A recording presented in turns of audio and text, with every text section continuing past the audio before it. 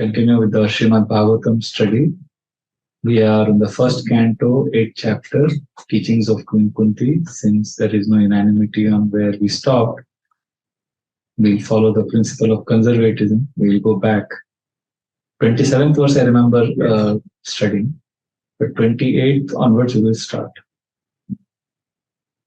So please repeat after me, text number 28. So who will read the translations today? You will read? Okay. Manne tvam kalamishanam anadi nidanam vibhum samam charantam sarvatra bhutanam yanvitah kali. My Lord, I consider your Lordship to be eternal time, the supreme controller without beginning and end, the all-pervasive one. In distributing your mercy, you are equal to everyone. The dissensions between the living beings are viewed in social intercourse. So now Kunti Devi is revealing a new aspect. First she has explained till now how Krishna is the property of those who are impoverished. She is saying we are proud of our wealth, beauty, parentage, we can't get Krishna. And then she says how Krishna is the property, Namo Kinchana Vittaya, and he is transcendental, Nivritta Gunavritta, and he is peaceful, and he is the master of all the moments. She has glorified Krishna, Kaivalya Pataye.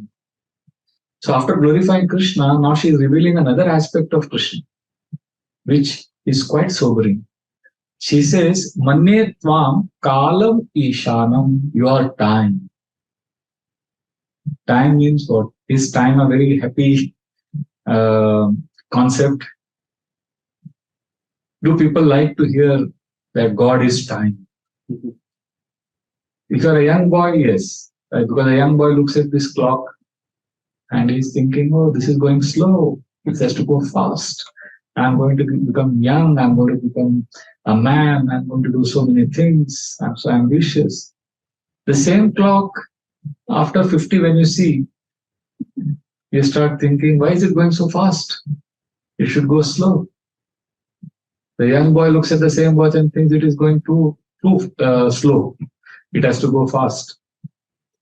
So that is our life. Time is scary. Because as you get older, the inevitability of death stares at our face. And when that stares at us, diseases, I've seen in my own personal travels and interactions with devotees, very happy devotees, very enthusiastic, serving nicely. As they're getting older also, they're serving nicely. Everything is going on nicely. And suddenly they get some news about some complications in their lungs, liver, pancreas.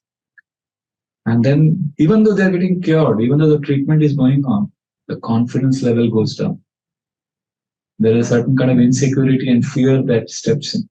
Even the best of doctors, they are unsure. They always say probability only. There is such an amazing power in this force of time that even the best of doctors cannot give guarantee that this will cure.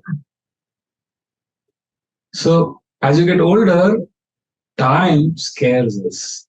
And Kunti is now revealing that after revealing, of course, later on, after this also, she's going to reveal Krishna's sweetness. But now she's revealing Krishna's greatness. How God is, time basically means destroyer. I remember once one Christian fanatic preacher was shouting at His Holiness Jayadvaita Swami Maharaj. He's saying, our God is very kind, very compassionate. He says, if you are slapped, you should offer the other cheek. Our God is very kind and very loving. Your God is killing so many people in the battlefield of Kurukshetra. He was like criticizing. Jayadvaita Maharaj gave a simple answer. He said, your God also kills all of you. He comes as time. Don't be in denial. So maturity means to understand both realities of Krishna. Krishna is going to come and take away everything. See, first class intelligence is God. First class intelligence is ability to handle contradictions. Many of us we want black and white. God is loving, then why is we are suffering? Oh, material world is hopeless. Hopeless, dukhalam. We keep hearing that.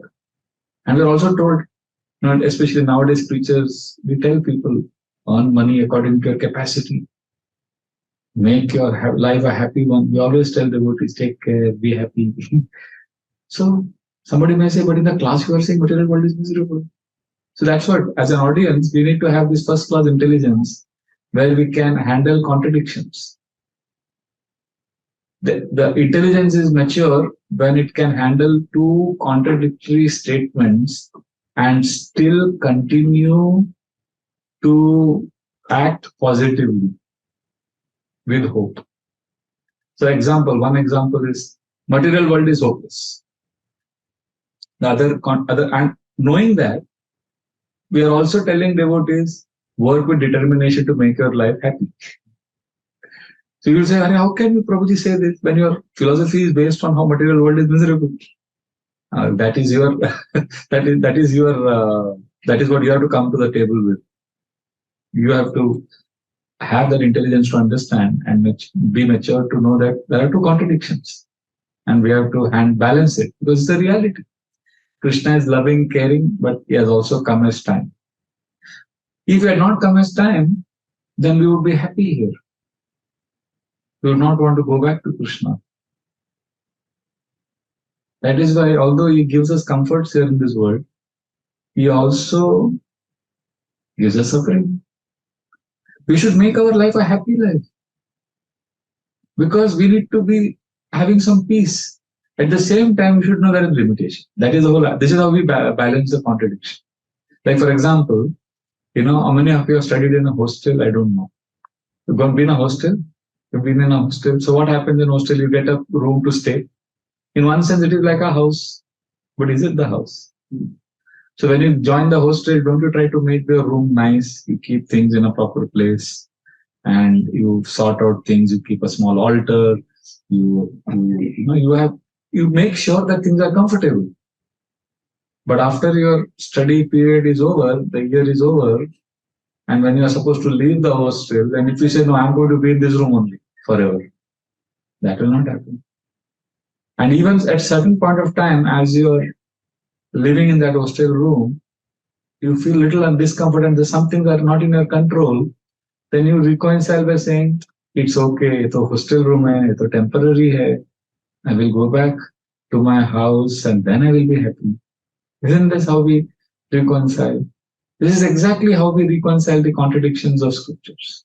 When the scriptures say material world is miserable, at the same time scriptures tell us that live in varnashram, make your life peaceful.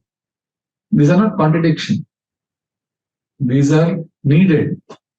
We need some basic sanity. We need to have a proper career, job, financial savings.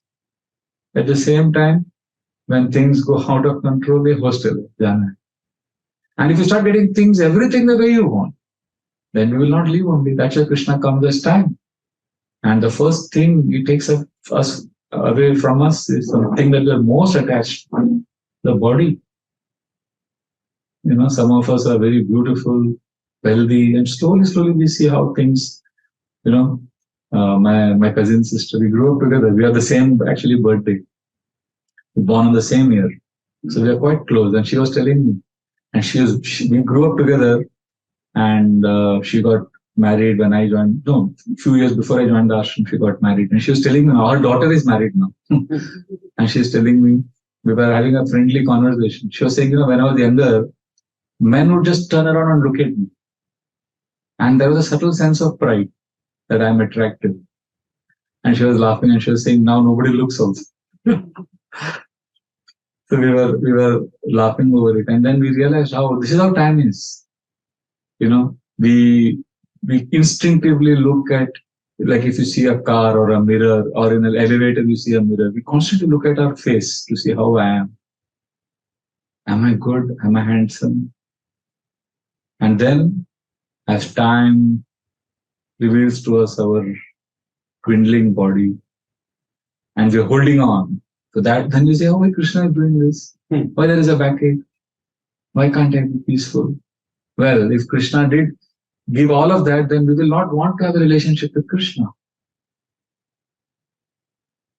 Like in a prisoner, a prisoner is sitting in the prison. He's got a good some facility in the prison, and then he says, calls the warden and says that prison in charge and says, today I want pizza with extra jalapeno and paneer.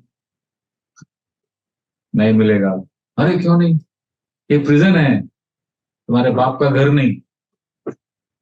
Next day से अरे इधर थोड़ा AC लगाओ, आपको AC नहीं मिलेगा. अरे चाहिए मुझे, sorry. So sometimes as you grow, as you live in this world, you will say, oh, my daughter, my son doesn't listen to me. When they were children, they just obeyed us completely. Now they rebel. Well, if they listen to you, if they were very nice children, then you will be happy. So things have to go wrong. At the same time, oh, Prabhuji, things have to go wrong, then I will not work hard. No, hostel is not your house, doesn't mean you neglect. Then you fall sick, you will not be able to function, you'll not be able to do your duties, and you'll not be able to pass the exam and then eventually leave. So we have to leave this material world. And to help us leave this material existence, Krishna comes as Manne Tvam Kala Nishanam. He comes as Kala. And that's why Kunti Devi is saying, Krishna, Anadi, you have no beginning and no end. Vibhum. And very interesting thing she says, Samam Charantam Sarvatra, you are equal to everyone. Bhutanam and Mitha Kali. And the conflicts we see is because of social intercourse, it's not because of you. Why God is creating this problem in Palestine? Why people are dying? It's because of social intercourse. It's because of our, like Srila Prabhupada would give a beautiful example. During Srila Prabhupada's time, there was a second world war going on. Srila Prabhupada would say, Winston Churchill said sense gratification should happen this way. Hitler said sense gratification should happen this way. So material energy, as following the order of Krishna, she brought both of them together and created conflict. So Prabhupada gave an example that two children, they are creating mischief in the classroom. So teacher makes both of them stand. And then teacher says, okay, they're fighting in the class. So they're fighting, teacher gets both of them, makes them stand in front of each other. And tells the first one, you hold his ear. And tells the second one, you hold his ear. Both are holding it. Now pull it. Pulling. So she makes them both punish each other. I don't know if you've experienced this. Srila Prabhupada ke time pe aisa hota tha punishing. And Srila Prabhupada said, this is how material energy does. She brought Winston Churchill and Hitler. So the point is, we all go through this suffering, and instead of questioning Krishna's compassion, we need to be grateful that we are able to understand all this as human beings. As animals, we won't have understood all of this. We would have just carried out our activities. So now Krishna is very kind. Krishna is helping us understand. So therefore we are grateful and we are making arrangements to get out of this material. That's why we come to temple every day. Knowing fully well, I'll tell you one Grahastha devotee, he comes to Bhagavatam classes regularly.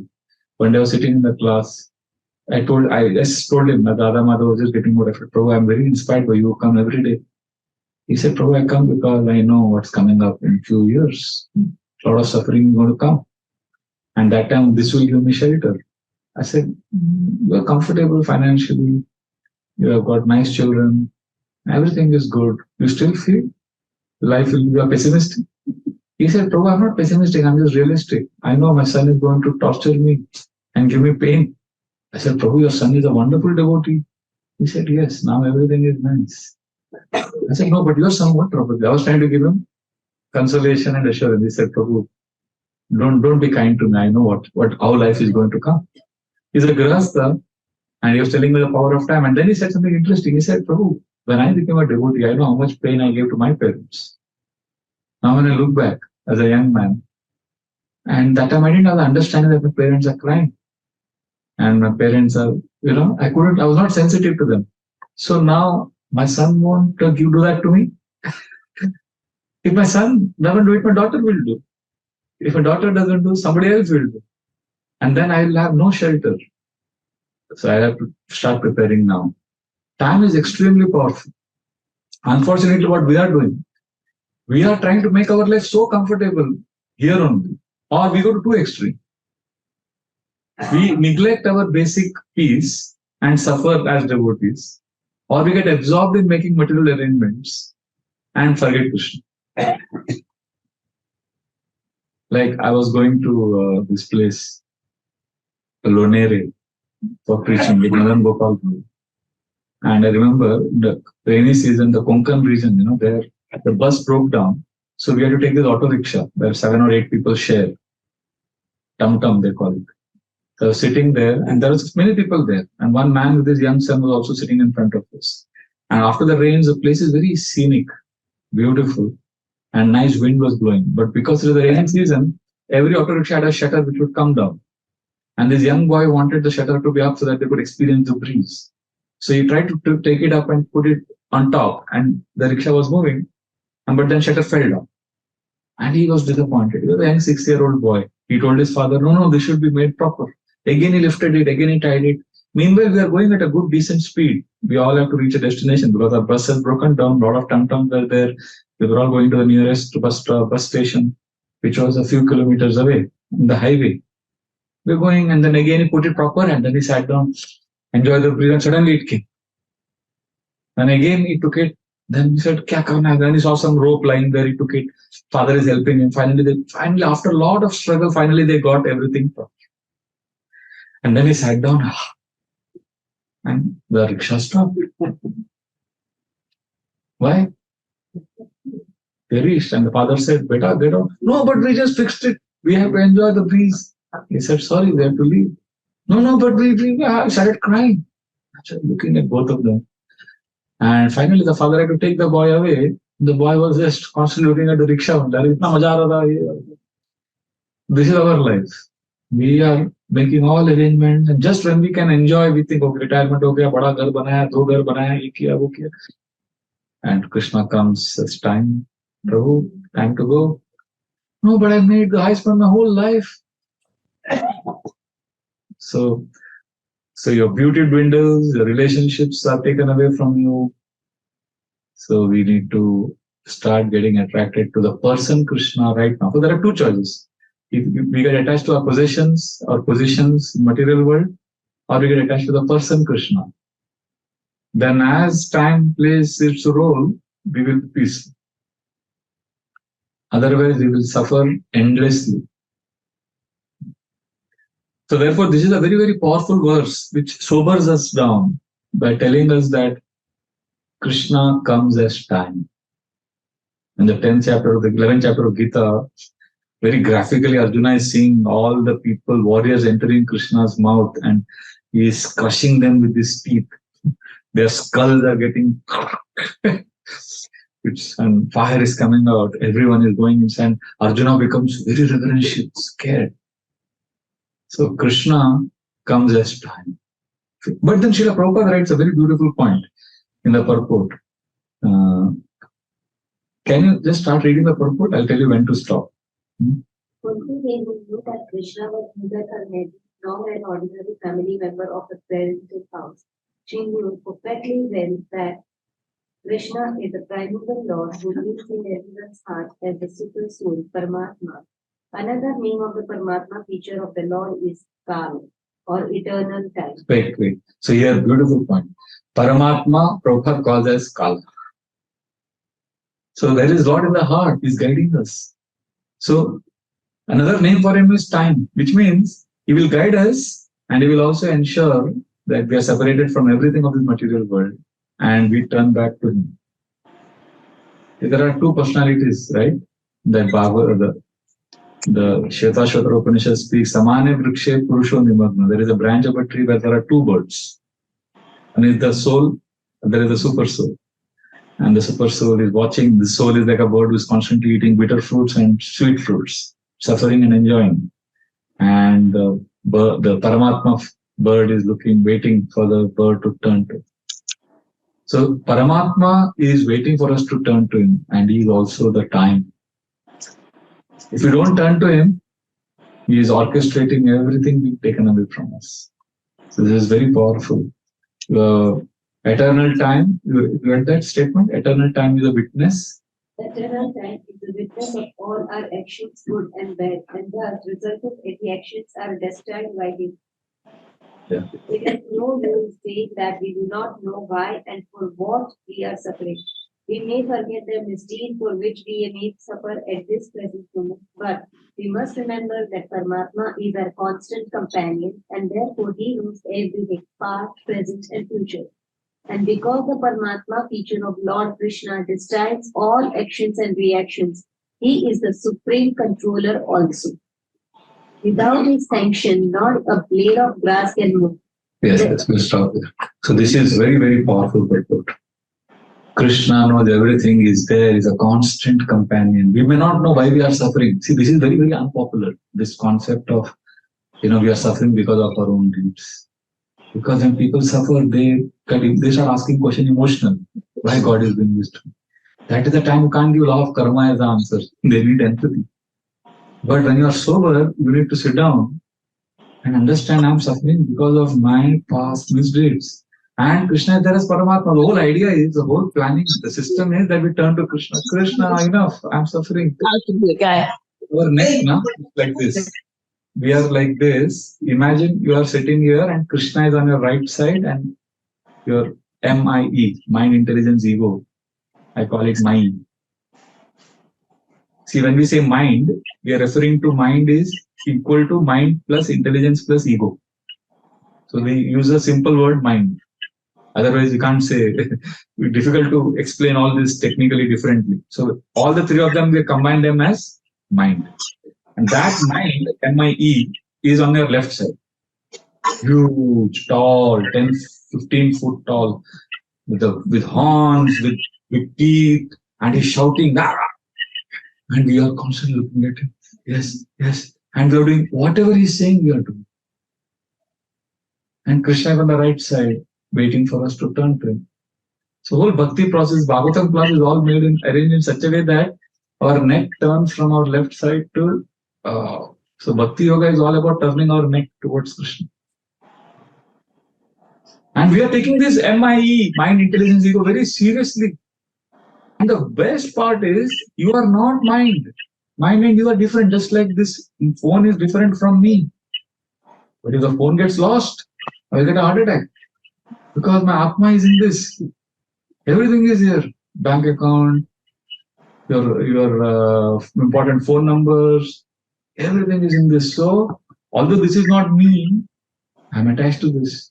Similarly, mind, intelligence, ego is not me. We are so attached. We think I can't live without the mind. We think I can't live without my following the order of the mind. We don't realize that there is somebody higher on our right side, Paramatma, Krishna. We just have to turn to him and say, Krishna, help. And then Krishna, he says some things to us softly. But he says his voice is soft, slow, and detached. Like sometimes, I don't know if you've got this, sometimes you hear a voice in the heart says, थोड़ा chanting कर लो extra. ऐसा voice आता है, माला कर लो. But immediately that voice gets covered. Because there is this mind whose voice is loud, fast, and attached. Check the WhatsApp, check your Instagram, call up this person, do this, do that, set the house in order. There are so many things you have to do. Yes. And then Krishna keeps quiet. Krishna is not a person who will force you to love him. Krishna will wait. And therefore, we come for Bhagavatam classes so that we can realize, at least understand intellectually, that I have to turn to Krishna and hear Krishna's voice and follow Krishna's order. So that's why, although there is time factor, Krishna is coming and destroying everything that we're attached to, but as Paramatma, as external Guru, as Chaitya Guru, as Bhagavatam class, as the process, he is reminding us again and again, turn to me before everything is taken away. You get attached to the person Krishna. Then when everything is taken away, you are happy, you are ready to go. Like in a traditional Indian Vedic, in a Vedic marriage ceremony, the girl is crying when she's getting married. Oh, and everybody, and that विदाई होता है ना, तो रोते हैं उसमें. उसका अलग-अलग फोटो, अलग-अलग एंगल से फोटो भी लेते हैं. That's a big ceremony. Why the girl is crying so much? Because of two reasons. First, she's attached to her family, and she also is little insecure, unsure what will happen next. Similarly, people when they are dying, it's like that. They're crying, because they're insecure, they don't know where they're going, and also they're attached to their family, they're attached to whatever they have. But when a girl has fallen in love with a very, very good person, and then they are very happy, and they're excited to get married, and a lot of struggle, finally they're getting married. And on the marriage day, she already has made a relationship. She already knows where she's going. She already knows her in-laws. It's been a 6 years of courtship, and so much has happened, and she's excited for this day, and this day is coming. So she's very happy. Although she's getting married and she's living, but excitement heart. Similarly, devotee is like that. Devotee is like a girl getting married, being in love. So the devotee knows where he is going and is excited. That's why Bhakti Tirtha Swami Maharaj, when he was leaving this world, cancer, and His Holiness Radhanath Swami Maharaj was with him, helping him remember Krishna. And as they were spending those last days, Bhakti Tirtha Maharaj would every day look at Maharaj and say, "Oh, I'm still there in this world. I'm still seeing the sunrise. When will I go back to Krishna?" He was like so excited. Very, very rare. You will not see this in material world. Only one who is attached to Krishna will be able to take this step forward. Therefore, Kunti Devi is saying Krishna is there as time and is also as Paramatma. So our whole business in Bhakti Yoga is to turn to Krishna. The next verse also says it very quite graphically. We go to the next verse. Naveda kaschit bhagavam shikirshyitam taveha manasya nrinam vidambanam nayasya kaschit daitosti karhi Veshascha yasmin vishamamate nrinam.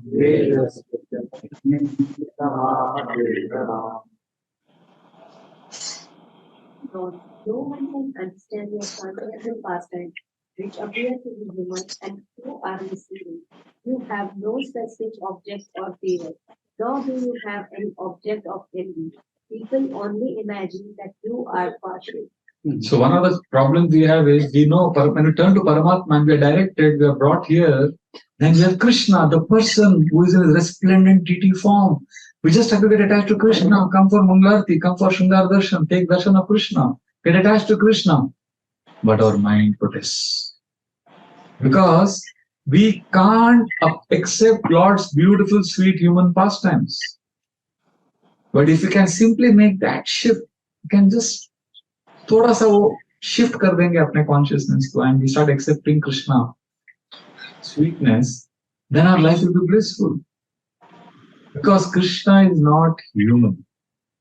Janma karma cheme divyam, Krishna says. In fact, Arjuna asks Krishna, how do you know all this knowledge? Imam vivashvate yogam proktavanaham avyayam vivashvan manave praha manurikshva kave bravi. Krishna said, I've spoken this knowledge in the past. Vivashvan spoke to Manu. So he's giving all the details. So Arjuna says, but how do I understand this? We are both same age. Krishna smiles. He says, Bahuni me vetitani janmani tava cha Arjuna tanaham veda sarvani nattam veta parantava. Krishna says, Arjuna, both you and I have gone through many births, but I remember everything. You don't remember anything. See, Krishna is not human, although he performs human-like pastimes. In fact, there's a beautiful section. We'll come to it next time. I think next to next chapter, we'll look at Bhishma when he's lying on the battlefield, he's about to die. He is looking at Krishna standing in front of him, and Bhishma is his prayer, the final moment, he's like about to die, about to leave his body. Tribhuvana kamanam tamalavarnam ravikara gauravarambaram dadami vapuralaka kula Krutananabjam Vijaya Sakhera Tirastu Me Anavadya. Vishnu looking at Krishna and saying, you are the one we, in the entire three planetary systems, you are the one people should desire. Tribhuvana Kamanam. And in what form? Tamala Varnam. Krishna's complexion is like that of the tamal tree, darkish complexion. And then on top of that, what Krishna is doing. See, so now look at this.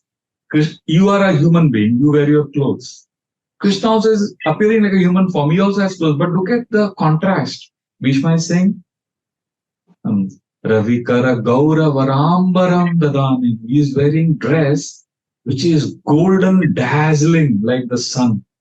And he is darkish complexion. So, and on top of that, as he's sitting in the chariot driving Arjuna, Vapuralaka Kula Vrutananabjam. He has got sandalwood paste decorating his body, his face. And I want to, Bhishma is saying, Vijaya Sakhe Ratir, I want my Rati, Mati, Gati, I want to fix completely on Vijaya Sakhe means friend of Arjuna. I want to fix my attention on this personality. In the last word, he says, Anavadya, without any selfish desire. I just want to remember Krishna now when I'm dying.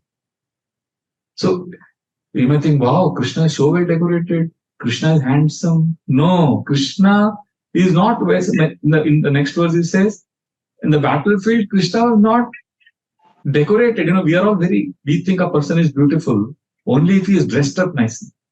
There are people who dress up and decorate themselves nicely even before going to bed at night. They want to look good all the time. But Krishna was on the battlefield. And Bhishma is saying that when he was driving the chariot, the horses running, it created from the hoofs of the horses, the dust was flying. Vidituragarjo Vidumra Vishwak. He says, Krishna was waving the rope and all the dust was going on his face. and then his face got covered with that dust. It's amazing. Yudituragarajo Vidumra Vishwak. He says, that verse. Beautiful verse. But of course, we'll come to it next week, after a few weeks. But there, Bhishma is saying how I want to remember that form. It doesn't have a proper meter. That's why it's difficult to memorize the verse. It's like prose. So we have to fit in some meter. Yudituragarajo Vidumra Vishwak. Bhishma section. The Kacha Lulita Shamavari Alamkrita says, I am driving, Krishna is driving the chariot, and because of working hard, Shama, he's doing a lot of hard work, the drops of perspiration are falling from his forehead to his cheeks. Kacha Lulita, and his hairs are all scattered. Look at this. Krishna is externally not a material world. Even if you are coming back from office, like say you come back from office and somebody has come to meet you at home, you will say, wait, let me wash my face and come. You want to look good. All the dirt and dust you want to remove, and you want to appear very pleasing, right? This is the general basic. You want to be looking good. Krishna is so much dust, but Bhishma is saying he's looking so beautiful. That drop of perspiration is falling on Krishna's cheek. Shamavari alamkritasya. And then on top of that, Mama Nishita Share Vividyamana. He says, I am shooting arrows at Krishna's body, and Krishna's body is pierced by my arrows. Kachalul, he says, Tvachi Kavacha, he says, and his skin is bleeding. And I want to remember this form of Krishna. And to achieve Vilasar, he is enjoying, Krishna is enjoying being shot by me. So just imagine, can you imagine anybody looking beautiful like this? With blood coming out of his body, there is perspiration, drops. So that Krishna is not human, Krishna is not ordinary. So Kunti Devi is saying that we should not be misled by that. We should be attached to Krishna. This is a very, very important section. These two verses reveal how Krishna is time. He will destroy everything, but before everything goes away from us, we get attached to the person Krishna.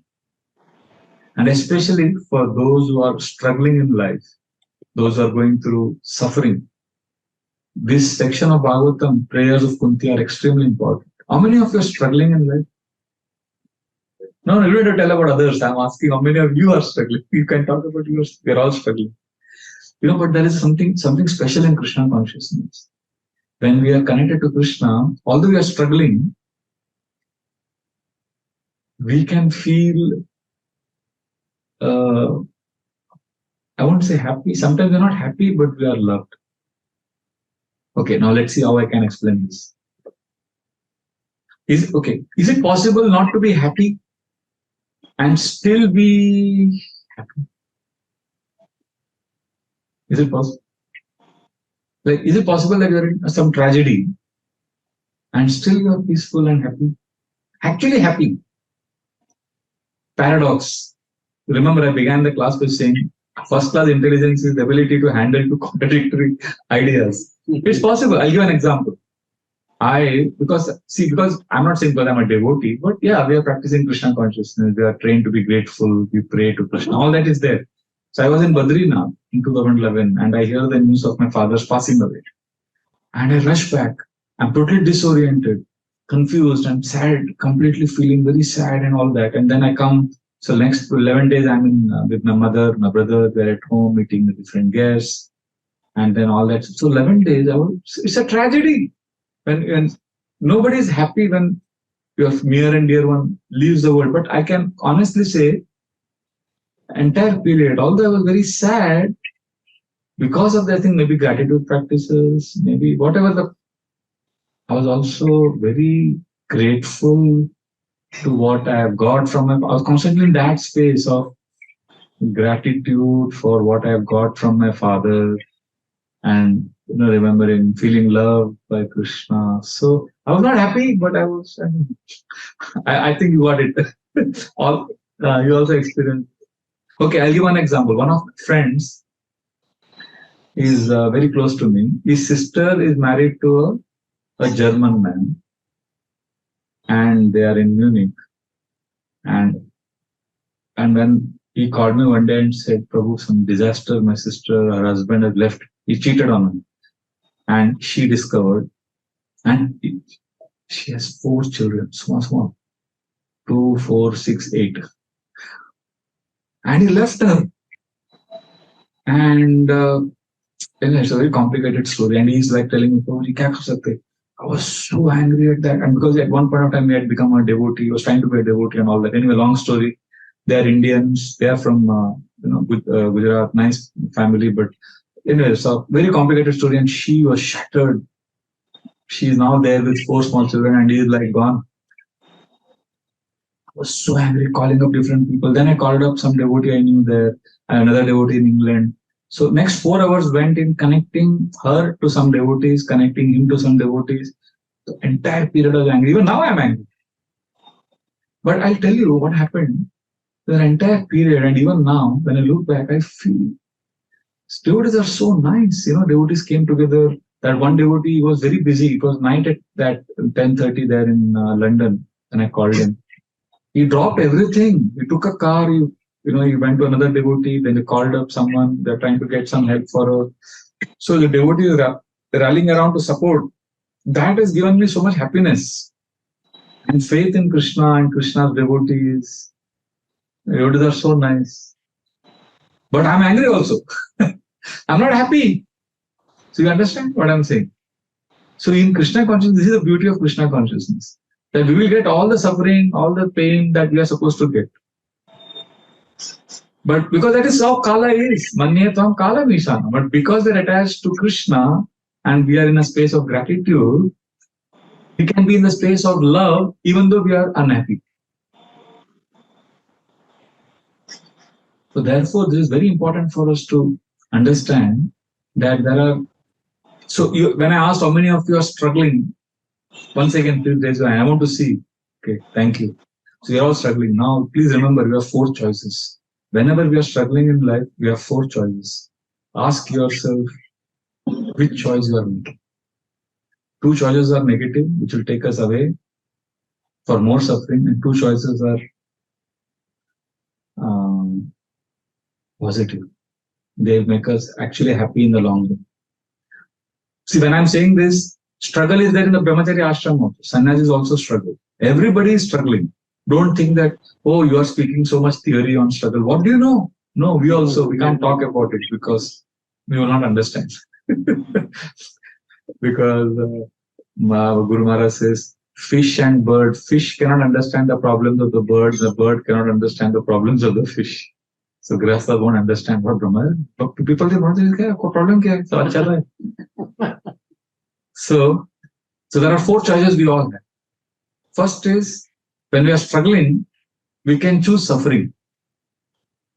See, struggle and suffering, you don't have to suffer necessarily. Suffering, see, the miseries will come, but many of us choose to suffer by complaining. When I say suffering, I mean complaining, whining, fighting, and not accepting what you cannot change. So many of us, we choose suffering when we go through struggle in life. I don't know if you've experienced people who make their condition worse by complaining, by acting impulsively. Because all I've seen, right? So, poor person, that person was struggling. Instead of going up, he has chosen mode of ignorance, tamoguna. That's why there is suffering. Some of us, what we do when we are struggling is another second negative choice. First is suffering. Second choice we make is, many of us choose stimulation. You know what is stimulation? As a kick. Like this gives a good stimulation. We immediately will go to YouTube, Netflix, and for hours we will keep watching because we want to escape from the struggle, the suffering that is coming. So either we stimulate or we suffer. This is how many of us live. Because that stimulation gives a kick. It helps us. I know one devotee was telling me that, Prabhuji, I observed that whenever my life is going through a lot of difficulty and a lot of challenges, I saw that my social media activity is also very high. Is there a connection? I said, obviously there is a connection because you are suffering, you need some stimulation, you want to get distracted, so that's why you're getting more active. So many of us choose suffering or stimulation. Now, there are two positive choices when we are struggling, and that is, one is satisfaction. Choose satisfaction through gratitude practices, connecting to nature, yoga, having healthy activities, coming to temple. All these give you satisfaction. But there is something higher than satisfaction also, which is surrender or shelter, where we don't want anything else. But see, right now we chant because we want happiness. Surrender means you are happy, so you are chanting. It's different. We chant Hare Krishna so that we can become happy or we can get love of Krishna. That's why we chant, no? But pure devotees chant Hare Krishna because they love Krishna. There is a difference. So that state we have to reach, surrender, where we are not doing something because we want something else. Is there anything in bhakti which you can do not wanting anything else out of that except that only? So there are four choices. Tamoguna, Rajoguna, Sattva-guna and above Sattva-guna, Shuddha Sattva. Tamoguna is suffering, Rajoguna is stimulation, Sattva-guna is satisfaction, and Shuddha Sattva is what? Surrender. I give a very gross example. You're all very cultured people. Please forgive me. I'll close my eyes actually. It's a very gross example, but I'll give you. See, I go for my walks. I interact with the society more than what we imagine. Brahmacharis generally don't. but I go for a walk, hanging garden. I have a lot of friends in many places. August Kranti. It's a high bye wala friends. So one day I was sitting in the bench after my morning walk. So one elderly person, I greet him sometimes. He came and sat next to me. But poor fellow, he was having health issues. I mean, all of us have. And he flatulated, broke wind. And it was horrible. I wanted to hold my nose, but I wanted to be polite. I didn't want to disturb him. It was so repulsive. And I thought, let me get out from here, but I had to smile at him, talk to him. And he was non-stop flatulating. It was so disgusting. But I didn't want, I was suffering. It was repulsive. And then finally, politely, I got up and I walked in. And then there was another bench after some distance. I sat there. And then as soon as I sat there, a very young couple came there. And they sat next to me on the bench. So immediately as soon as they sat there, I started looking this side because I didn't want to turn back. In Majamil Khan will happen. But they were heavily perfumed. Strong fragrance was coming from their side. I knew it was of some high-end, some perfume. I don't know what it was. It just assaulted my nostrils. It was stimulating. You know what I'm saying? Like, पूरा senses को वो कर दिया उसने. It was nice, but it was like stimulation. It was not deep. It was at the nostril level. So then I felt, इधर भी जम नहीं रहा है. I got up slowly. See, I didn't want to instinctively and impulsively get up. It became very impolite. Somehow I slowly got up and I walked away. I'm sure they were glad I walked away. So I went ahead, another bench there, the rainy season, and now it was before the rainy season. So I saw they're just gardening that, and there were some nice roses, nice flowers. I sat there, the fragrance of earth mixing with water, the water, and the flowers ka fragrance. When it entered my nostrils, that was more, that was satisfying. That actually went deeper. That is also an example. All the four experiences are of the nose only. I'm giving you. But I'm just saying how the first one was repulsive. So the mind protests. So mind is connected to the senses, right? All the sensual experiences is processed by the mind. So the first mind was suffering.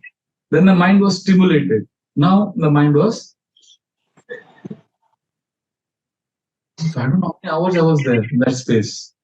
Then I came to temple, went to sleep in the night. Ho gaya, pura din ka seva ho gaya. Next day morning, Mangalarti. I was standing near that hundi. I was standing and the curtain opened at 5 o'clock. In the morning, 5 o'clock, when the first thing you see the deities, they are so beautiful. And what happens also, those that have come from Mangalarti will experience. Because inside, the door is all closed and the deities are decorated with garlands in the night. So morning when the curtain opens, there is amazing fragrance of the garland that comes. Those are especially in the first 2 rows, 3 rows, they can feel it. And when that smell and that fragrance entered my nostrils, I'm looking at the deities. I remember feeling this feeling at that point of time, Krishna, I'm ready to die now. But that feeling didn't last long. Then I had to plan, I had to do this. But the point I'm saying is there was a situation where I had nothing else to do. It's not that I was standing there because I want something else. It's not that I'm attending Mangalarti so that I get strength and then I can do some project better. I was not attending Mangalarti because from this I will get something and then, no, this was it. Whatever I did the whole day, previous day, whatever I did, ultimately was so that I can be here in this Mangalarti and look at the deities. Like you're attending Bhagavatam class now. So sometimes we attend Bhagavatam class so that we get answers. But can we attend Bhagavatam class because Bhagavatam class is the answer? You're getting what I'm saying? So I'm giving an example. So my nostrils, my nose was repelled. There was suffering. My mind was processing it, and I was suffering at one instance. Then my mind was stimulated. Then my mind was satisfied, and then my mind was in a space of surrender. So when we are all struggling, so I'm asking you the whole day, Out of these four, which are the choices you make most? Suffering choice, stimulation choice. You will see these two is most we make. We are suffering and so much negative thinking. So then we want some relief, we stimulate. And that stimulation is not sustainable, then we go back to suffering. Can we come to satisfaction? Satisfaction means doing some breathing, journaling, praying, coming to temple, praying, even chanting. But as a source of peace, I want to chant because I know one devotee, whenever he's miserable, he picks up the beat. But for him, chanting is a source of peace. Kirtan, playing kirtan, baby going Maharaj kirtan. I've got some nice melodies of baby going. So that I know I'm practicing bhakti now, but it is not pure bhakti. I am practicing for my peace. So we need some satisfaction, some peace. Hear some nice class of Amogila Prabhu, it's stimulating, entertaining, and you feel happy also. Or do some breathing, pranayam, all that. But we also need to enter the fourth space of surrender or shelter, where we have raised our hand and we are with Krishna. We have placed our life in the hands of Krishna. At least sometime every day, doing those activities which give you shelter, which makes you, you have come home. You are ready to. That is a space where you have nothing more to achieve. There is nowhere to go. A sense of belongingness. I belong here. For some it is Bhagavatam, for some it is making garlands, for some it is deity worship. You may say, "Oh, I can be like this when I'm watching movies," but that is stimulating. Please understand, it is not. There's a difference between stimulation and shelter. Surrender is when we let go and allow the universe to take charge of our lives.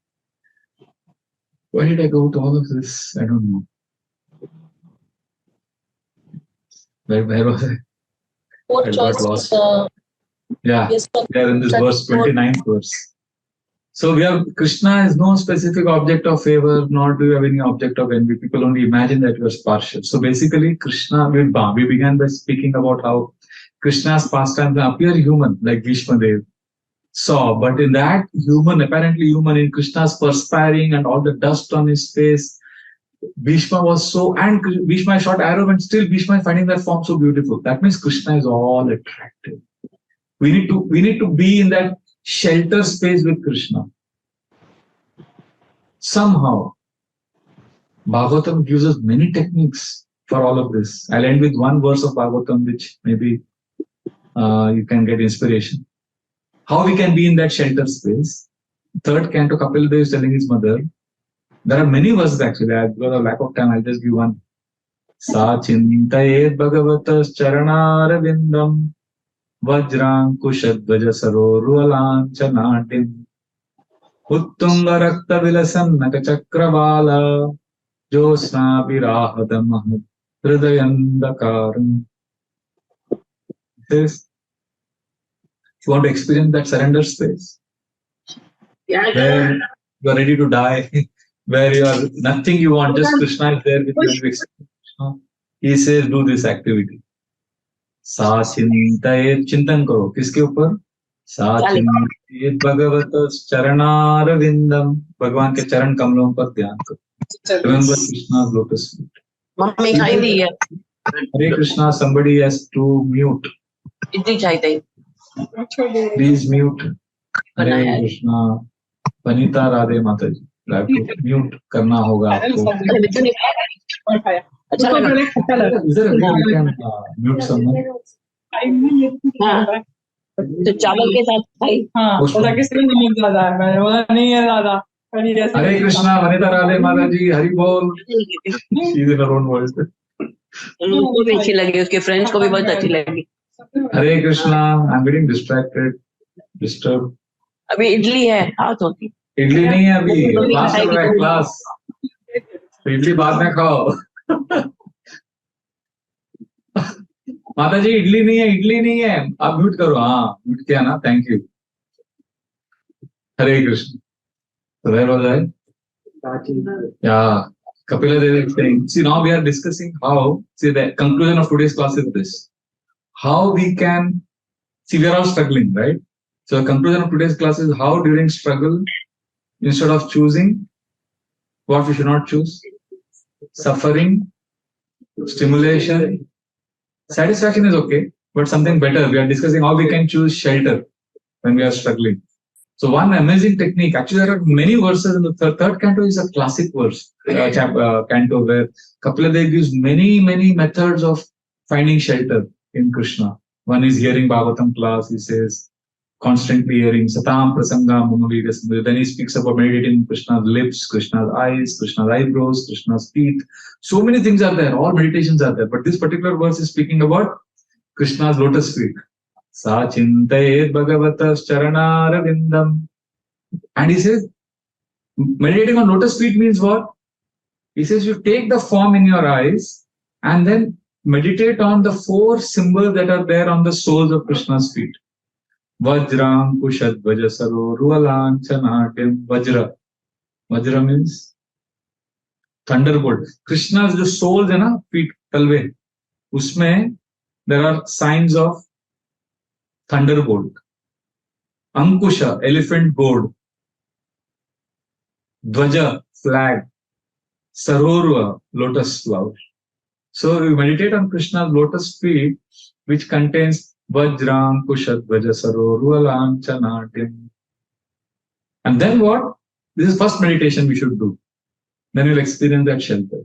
Then you take it higher and meditate on Krishna, the soul's color. It is reddish. आपने देखा होगा हमारे गोपीनाथ कवि. Uttunga Rakta Vilasan Nakachakravala. So meditate on the reddish lotus feet. And then Vilasan Nakachakravala, the what do you call the toes. The toes jo hai, they are dazzling like pearls. Now, हमारे यहाँ पे क्या करते हैं हम toes में we put those jewelry, so we can't see the toes. But I was memorizing this verse. We were driving from Houston to Dallas. So as soon as I reached Dallas, I was memorizing this verse. And came to temple, Radha Kalachandji. Radha Kalachandji is one of the most beautiful. Krishna's perfect form आपको Kalachandji में दिखेगा. In fact, Srila Prabhupada said, if you have seen Kalachand, you have seen Krishna. तो आप internet में जाके बाद में आप देखना राधा कालाचांद जी दर्शन unbelievable. And there, what they have done, they put the jewelry behind the toes. And the toes are all of them are dazzling like pearls. So what Kapila is saying, 3 things we should meditate on. First is the signs on Krishna's lotus feet.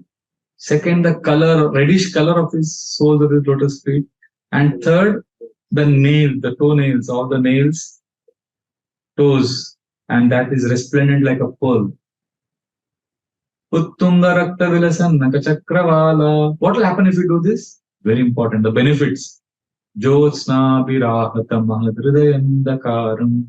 Jyotsna, the dazzling light of that lotus feet of Krishna will remove Ahata, will remove what?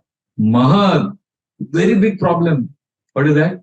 Hridayandakaram, the darkness of the heart. See, it is because of the darkness that we choose suffering. When we are struggling, our mind is always complaining, fighting. We are suffering because of, or we are actually choosing suffering. The misery we cannot avoid. It will come. We are put in that situation, like I was put in that situation. Sometimes we can't avoid misery, but suffering we choose. So let us, and sometimes suffering also we can't avoid. So don't be harsh on yourself, because we are not Superman. It's okay. Even if you're suffering, at least sometime or someday, every day for some time, choose shelter. So the one way is this, meditating on the Lord's form, Lord's lotus feet. Other is hearing about the Lord. Like this is Dashara. We can hear about Lord Ram. Read Ramayana. Aganita guna gana bhushita Rama avanita naya kamita Rama Rakha Chandra samanana Rama Pitrvakya shrita kanana Rama Rama Rama Jaya Raja Ram Rama Rama Jaya Sita Ram. This is one of the many verses. Aganita Gunagana. Lord has unlimited good qualities. Hear about them. Aganita Gunagana Bhushitaram is filled with these qualities. And who is he? Avanitanaya Kamitarama. He is the one who the young Sita desired to have as husband. Rakachandra Samana Naram. And he is the one who's as beautiful as the full moon. His face is as beautiful as the full moon. Rakachandra Samana Naram. And he is the one Pitravakya Shrita Kananaram. He is the one who took the order of his father and went to the forest. So in this one small verse, so many things of the Lord are being revealed. Rama Rama Jaya Raja Ram, Rama Rama Jaya Sita Ram. So what I'm saying is there are two ways. One is meditating on the Lord's form, then give us shelter. Second is hearing about the Lord. Hearing includes studying. These are the two ways. There are many other ways, but some time every day in the shelter space will help us survive the suffering, the stimulation that we go through the whole day, every day of our lives. And if you are not able to take shelter of Krishna, you're not finding taste in Bhagavatam, hearing Lord's form, then choose satisfaction at least. Come to Sattva Guna. Do some activities that keep you in mode of goodness, like yoga, nature walk, poetry, reading some good literature. Sattva Guna to aana chahiye. And then we can raise the bar. I'm sorry, I went on and on and on. I'll pause here. Hare Krishna. Any one comment or question, then we will close the class. Yes, bro. Yes, lotus feet. Yeah. I don't have any analysis for quote. The 4 signs are there. You can meditate on that. Exactly what it means. I'm sure there are other devotees who will know. I'll try to find out. Next week you can remind me. I'll ask someone. I never thought about it like that, but it's a good question, really. Vajra Ankusha Dvaja Sarorva. Vajra means thunderbolt. Ankusha means an elephant goat. Dvaja means a flag. And Sarorva means a lotus flower. So meditating that how the lotus feet have these symbols will Hridayandakaram, the darkness of the heart will just go away. Then the reddish soles and the dazzling toes, which are like pearls. So this is meditation. Actually, the book third canto says many other techniques. Hasam Hare Ravanata Kilaloka Tivra Shokashru Sagara Vishoshana Matyudaram Sammohanaya Rachitam Nijamaya Yasya Brumandala Munikrite Makaradvajasya. The third canto Kapila is telling his mother, meditate on Krishna's smile. Every deity of Krishna is a smile. Hasam Hare Ravanata. What will happen? Loka Tivra. There is some Tivra cheez hai aapke dil mein hai. What is that? Shoka Shru Sagara Vishoshana Matyudaram. आपके इतने शोक हैं दिल में. शोक आंसुओं के रूप में आते हैं. शोक का अश्रु और वो आंसू इतने हैं कि उसे एक सागर बन सकता है. Shoka Shru Sagara Vishoshana. Kapila is saying one person has so much tears of suffering that the tears can make an ocean. But he says if you meditate on Krishna's smile, what will happen? Shoka Shrusagara Vishoshanam, that ocean will dry up. And you can see it drying up. In the summer season, I hang my dhoti after washing it on the rope line.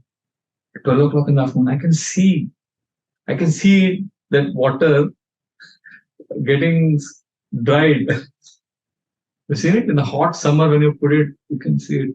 Vishoshanam, that is called Vishoshanam. Just so the ocean of suffering, the tears of suffering, the tears ka ocean hai, that will dry up. The ocean will dry up if you meditate on Krishna's smile. Shoka Shrusadara Vishoshanamatyudaram. And then he says, second thing you can do, Sammohanaya Rachitam Nijamaya Yasya. You will be relieved from the suffering of Maya if you meditate on Krishna's Brumandala Munikrite Makaradvajasya. Brumandala means eyebrows. Krishna's eyebrows. Then what will happen when you meditate on Krishna's eyebrows? Makaradvajasya, Cupid who has come with this bow and arrow to shoot at you, he comes to shoot. As he's about to shoot, he looks at you. Alright, what is he meditating upon? Krishna's smile, Krishna's eyebrows. And then when he sees you meditating on Krishna's eyebrows, then that arrow which he wants to shoot at you gets shot at himself. Then he gets attracted to Krishna's smile and Krishna's eyebrows. Like this, there are a series of verses. The next verse he says, you take it to the next level by meditating on Krishna's Dhyanayanam prahasitam bauladaroshta. Krishna's laughter. I've never seen. So meditate on it. What is Krishna's laughter? Dhyanayanam prahas. And then he says, or ek next level hai uska. So meditate on Krishna's laughter and then take it to the next level by meditating on as Krishna is laughing. Dhyanayanam prahasitam bauladaroshta bhasa runaitatano tvijakunda pankti. Meditate on Krishna's teeth, which are like a row of pearls. Dvijakunda pankti. You say, which deity of Krishna? There is no deity of Krishna where you can see Krishna's teeth. Narsingh Deva dikh sakta hai. But Krishna's teeth, in one deity you can see. Radha Raman. Radha Raman, if you go Vrindavan, some photographs of Radha Raman, suddenly you will see teeth. Mystical hai wo. Some photograph there is no teeth. वो कहाँ से भगवान ऐसा reveal करते हैं ताकि this verse we can practice. ध्याये स्वदेह कुहरे वसितस्य विष्णो भक्त्या दयार्पितमना कृतकृतकृक्षे. So the last two lines of this verse, Tiladevi is saying, if you meditate on this, then you will never be distracted and you will never be in the space of suffering or stimulation. You will always be satisfied and sheltered. So, of course, if you don't have attraction for meditating on the lotus feet of Krishna, then at least hear about it. About the Lord's qualities, like Rama and Ram Navami. Now Kartik is going to come from next week. Next week, this time we'll be in the middle of Kartik. So glorify Krishna's pastimes, offer lamb to Krishna. Somehow make your life auspicious. Otherwise, struggle and suffering is something which is going to come by because Krishna is Kala. Manne Paman. As Kala, he will give us what a jailer will give to the prisoner. So, I will pause here. Hare Krishna. Grandhara Srimad Bhagavatam ki jai. Yes.